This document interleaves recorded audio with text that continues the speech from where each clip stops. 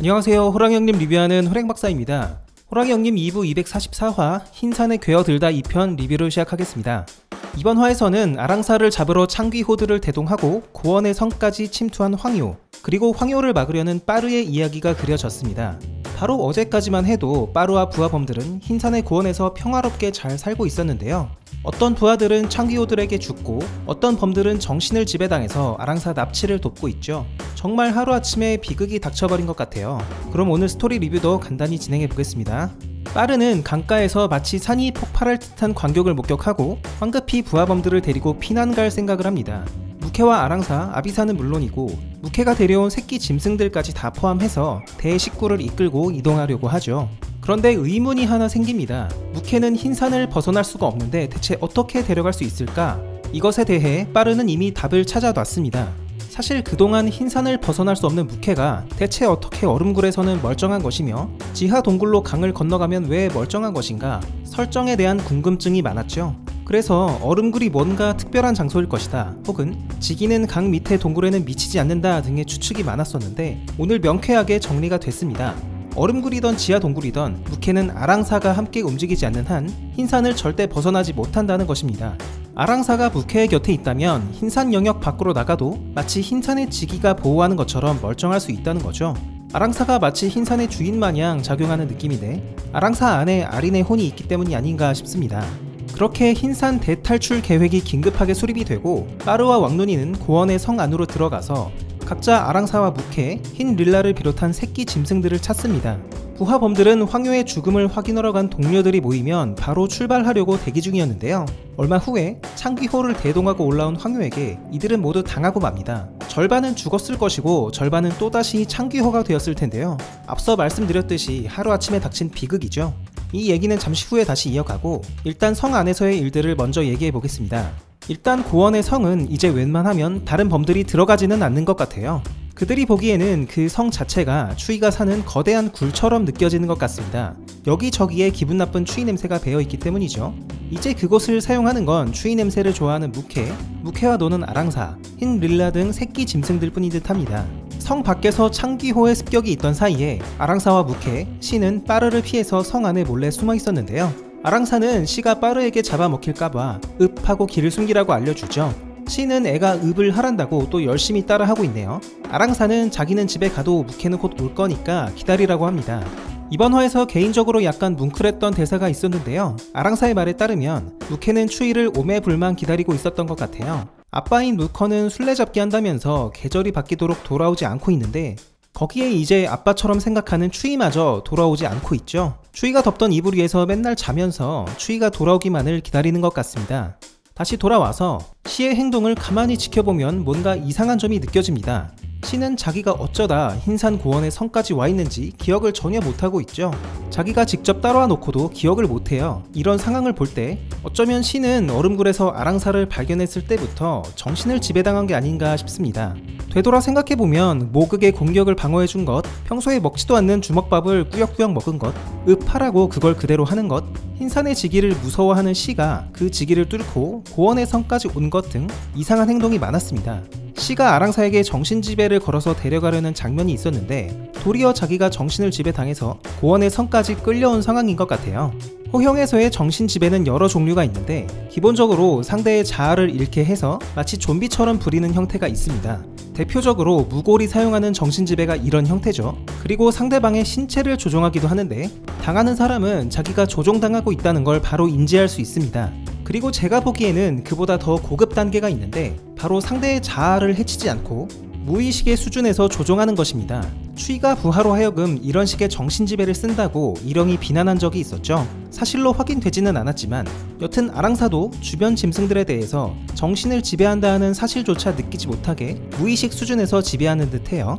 대표적으로 아랑사가 위험에 처하면 늘 앞뒤 안 가리고 달려드는 무케를 떠올려 보겠습니다. 물론 무케가 아랑사를 좋아하긴 하지만 아랑사가 위험해지면 눈동자가 회색으로 변하면서 야성 모드로 돌변할 때가 있습니다. 아마 이게 아랑사의 영향을 받을 때가 아닌가 싶어요. 더 과거로 가보자면 비익조 사례도 있었습니다.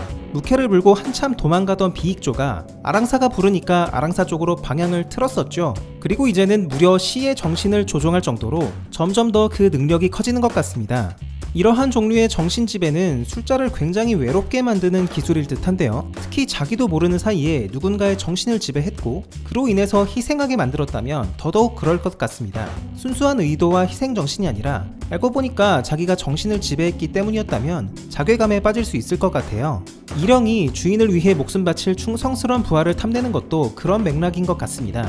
어떤 짐승이든 정신을 지배해서 내 것으로 만들고 심지어 희생도 시킬 수 있지만 그거는 진짜가 아니죠. 일영 입장에서는 정신을 지배하지 않아도 나를 위해서 싸워줄 부하, 자신을 내던질 수 있는 부하가 절실하지 않을까 생각이 듭니다. 정신지배 얘기가 조금 길었는데요. 다시 작품으로 돌아오겠습니다. 아랑사는 시간이 늦었다고 시를 방에 놔두고 혼자 돌아가 버리는데요. 빠르가 성을 수색하다가 혼자 숨어있던 시를 발견합니다. 낮에 자기랑 대치하다가 얼음굴로 숨어 들어간 놈이 고원의 성까지 기어들어 와 있으니까 빠르도 빠개칠만 하죠. 고민할 것 없이 바로 곰발을 날려서 머리와 몸통을 분리시킵니다.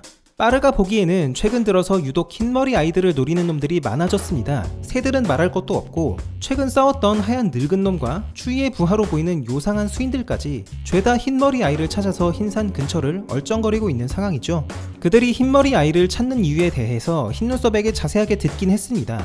형의 혼이 아랑사와 아비사에게 나눠져 들어가 있다. 형을 부활시키려면 둘이 필요하다라고 흰눈썹이 아주 상세하게 풀었죠. 빠르가 아직 흰산 일족이나 흰마귀의 부활에 대해서는 자세하게 모르지만 결국은 늑다리 하나 살리자고 아이들을 희생시키자는 상황이니까 빠르도 절대 여기 응하지 않고 계속 보호할 듯 해요.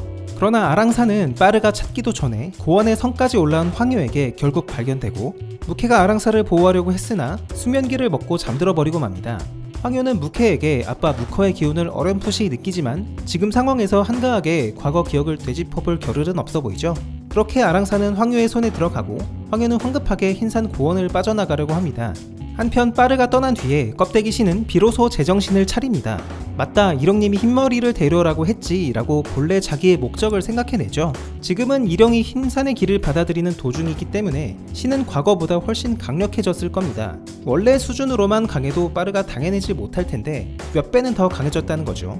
아마 빠르가 여기 맞섰다가는 바로 사지가 분해될 것 같고 아마도 흰머리를 납치해서 도망가고 있는 황효와 결국은 부딪히지 않을까 예상이 됩니다. 이제 성의 바깥에서 일어난 일들을 보겠습니다. 부하범들이 동료를 기다리는 사이에 황효는 자신이 만든 창기호 부대를 대동하고 나타나서 범들을 공격합니다. 빠르가 비명소리를 듣고 황급하게 뛰쳐나왔지만 이미 황효가 아랑사를 손에 넣어서 범들과 함께 도망가던 중이었죠. 빠르가 이 현장을 목격하고 바로 가지치기, 즉 나뭇잎 빼기 3배로 황효의 머리를 따버리려고 하는데요. 하도 요란을 떨었는지 황효가 다 듣고 대비를 합니다. 황효는 빠르에게 귀신을 붙여서 창귀호로 만들려다가 혼 자체가 진짜 창귀가 아니라 범의 혼을 이용해서 만든 가짜 귀신이기에 빠르에게 먹히지 않을 거라고 생각합니다. 그렇다고 힘들게 가져온 인간의 원귀를 지금 쓸 수도 없었죠. 진짜 강적인 일영의 씨가 남아있었기 때문입니다. 그래서 부하범 2마리를 보내서 물리적인 힘으로 빠르를 저지합니다. 만약 부하범들이 아니라 잘 모르는 놈들이었다면 빠르가 당장 사지를 절단 내버렸을 텐데요. 부하들이 갑자기 자기에게 달려드니까 빠르는 공격을 접습니다. 게다가 힘이 몇 갑절이나 세진 것을 보고 당황하는데요. 아직 원귀에 지배당한 걸 눈치채지는 못한 듯해요. 부하범들에게 잡혀서 언덕으로 구르던 빠르는 뭔가를 발견하고 놀라는데요. 왕눈이가 황효를 향해서 공중에서 달려들고 있었습니다. 창귀호들이 잔뜩 있는데 그 한가운데로 왕눈이가 뛰어드네요. 너무나 불안하고 위험합니다. 왕눈이라면 황효에게 충분히 타격이 갈 정도의 공격을 할 수 있을 거라고 봐요. 다만 빠르와 달리 왕눈이 수준이라면 귀신에게 지배당할 수도 있고 지배당하지 않는다고 해도 동료 범들에게 찢겨 죽을 가능성도 있습니다. 지금 상황에서 왕눈이까지 죽으면 빠르가 엄청난 충격을 받을 것 같은데요. 앞으로 추이와 빠르의 연결고리 역할도 남아 있어서 부디 무사하기를 바라보겠습니다. 이야기가 조금 더 전개돼봐야 알겠지만 제 생각에는 황효가 결국 흰눈썹을 등지고 돌아설 것 같기도 해요. 흰머리 아이들은 자신의 생명의 은혜인 가오리와 구다국 사람들이 지키는 아이이기도 하고 황효는 지금 흰눈썹의 흰마귀 부활 계획을 모르죠. 이 계획을 어쩌면 빠르를 통해서 알게 될 수도 있을 듯 합니다. 앞서 말씀드린 것처럼 빠르는 흰눈썹에게 흰마귀 부활 계획을 직접 들었죠.